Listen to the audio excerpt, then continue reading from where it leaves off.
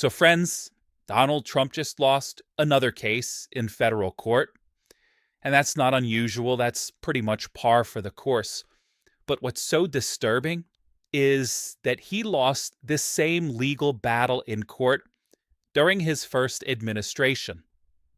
So, what that shows is that Donald Trump is knowingly and intentionally issuing unconstitutional executive orders. Executive orders that were found unconstitutional previously by federal courts. This represents outright lawlessness in the Oval Office. As always, let's start with the new reporting. This from Reuters. Headline: U.S. judge blocks Trump from withholding funds from 16 sanctuary cities, counties. A federal judge on Thursday blocked Donald Trump's administration from withholding federal funding from more than a dozen so-called sanctuary jurisdictions that have declined to cooperate with the Republican president's hardline immigration crackdown. U.S. District Judge William Orrick in San Francisco issued the injunction at the request of 16 cities and counties nationally.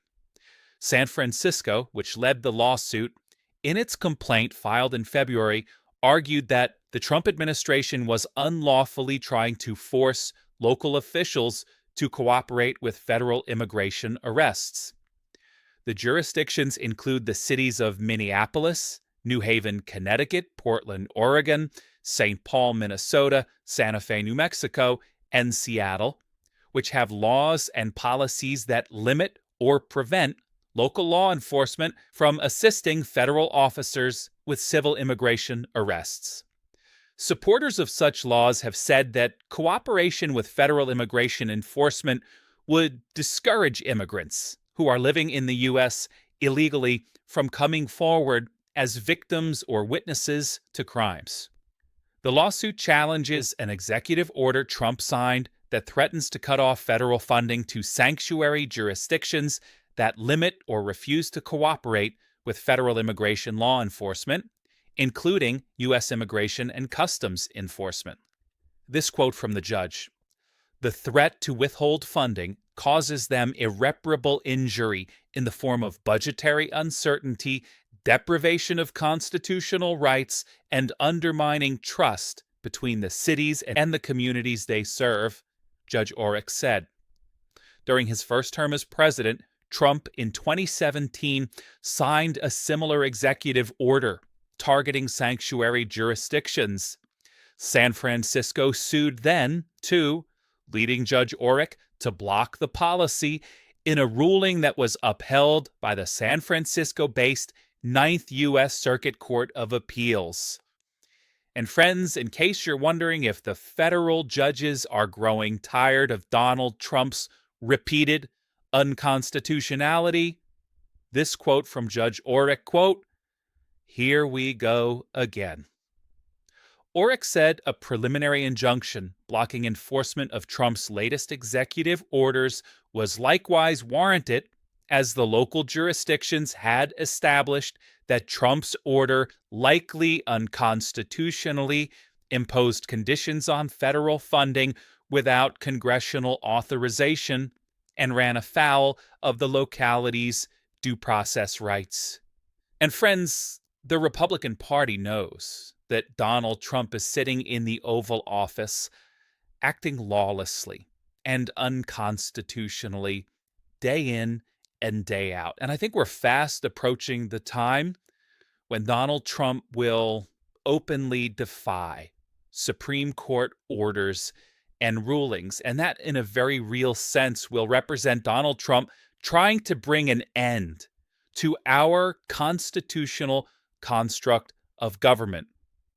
And once Donald Trump does that, co-equal branches of government will be a thing of the past. At some point, it seems like the Republicans will have to step up. Will have to address what Donald Trump is trying to do, end American democracy as we know it, as we've lived it. And I saw Senator Lisa Murkowski recently say, "We are all afraid. She was referencing how the Republicans are afraid of Donald Trump. And I don't dismiss that. I don't demean it. I certainly don't mock it.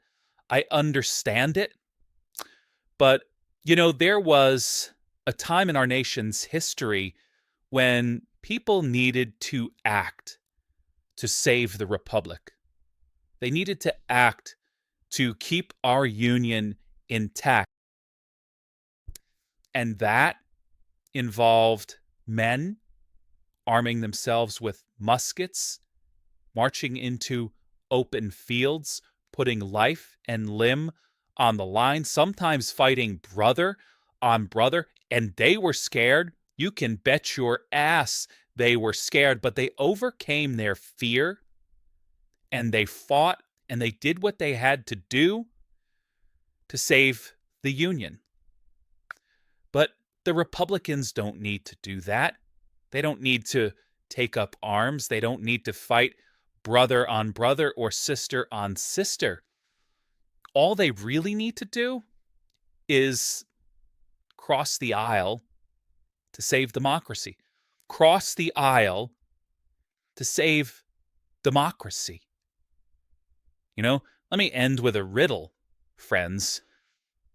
Why did the chicken cross the aisle? To save democracy.